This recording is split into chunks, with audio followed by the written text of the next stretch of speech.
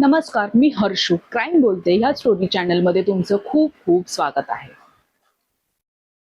आपण किती ठिकाणी असं ऐकतो ना की आपलेच नातेवाईक आपला जीव घेतात. आणि हो, हीच गोष्ट खरी आहे. असं या जगात खूप चाललेलं आहे, जिथे आपलेच नातेवाईक आपला स्वतःचा जीव घेतात. तर ही अशीच एक गोष्ट आहे जी घडली होती गुजरातमध्ये. गुजरातमध्ये एक छोटंसं गाव होतं, जिकडे अर्चना नावाची मुलगी होती आणि ती कथ्थक शिकवायची. कथ्थक शिकवायची. तिला नृत्यप्रेमी होती ती, म्हणून तिला कथ्थक शिकवायला खूप आवडायचं. तिने स्वतःही ज्या गुरुजींकडून कथ्थक शिकलं होतं त्यांनीही तिला खूप प्रेमाने हे कथ्थक शिकवलेलं होतं आणि तिच्याकडून कोणतीही फीज घेतली नव्हती. तिची ही इच्छा होती की आपण ज्या गावात राहतो किंवा आपल्या आजूबाजूच्या गावातली जी मुली आहेत आपण त्यांना न पैसे घेता कथ्थक शिकवावं.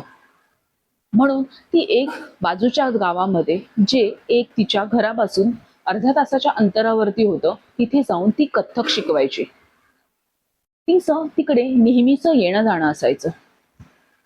पण लोक म्हणायचे की त्या गावातली लोक चांगली नाही आहेत आणि तिचे ज्या मुली शिकायला सुद्धा यायच्या ना, त्यांच्या आईवडिलांना सुद्धा असं वाटायचं की ही आमच्या मुलांना नाच शिकवते आणि ही आमच्या मुलींचं आयुष्य खराब करते आहे.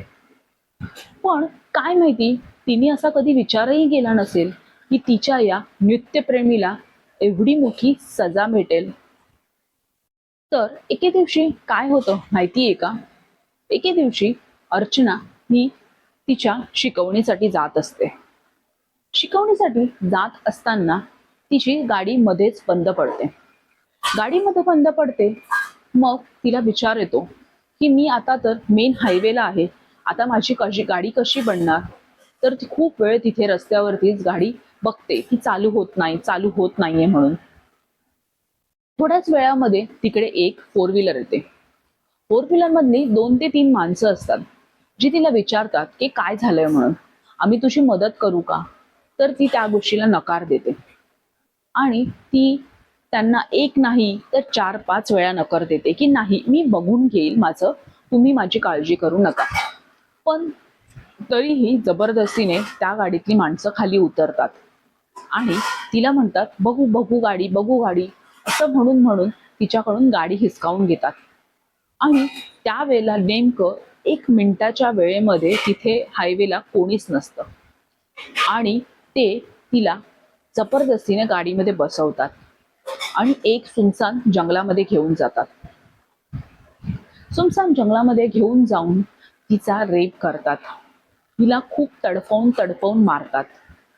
एवढंच नाही तर तिचा मृतदेह जे असतो तो त्याच झाडाला लटकवून टाकतात. विचार करा, आपण जर ही गोष्ट समोरासमोर पाहिली असती तर आपल्याला किती वाईट वाटलं असतं. हे जेव्हा तिच्या घरच्यांना माहिती पडलं आणि जेव्हा तिच्या घरच्यांनी तिला तशा अवस्थेत पाहिलं तर त्यांचा जीव कसा झाला असेल. पोलीस स्टेशनला कंप्लेंट केली. पोलिसांनी खूप प्रयत्न केले पकडण्याचा, पण क्ल्यू हाती लागतच नव्हता. सगळ्या गोष्टींची सीसीटीव्ही पासून कॉल रेकॉर्ड पासून सगळ्या गोष्टी पाहणी करण्यात आल्या, पण काही मिळेच ना. कसं असतं ना, कधी कधी चोर आपल्या घरातच लपलेला असतो, पण आपल्यालाच माहिती नसतं की तो आपल्यामध्येच वावरतो आहे म्हणून. पण 1-2 गोष्टींमुळे माहिती पडलं.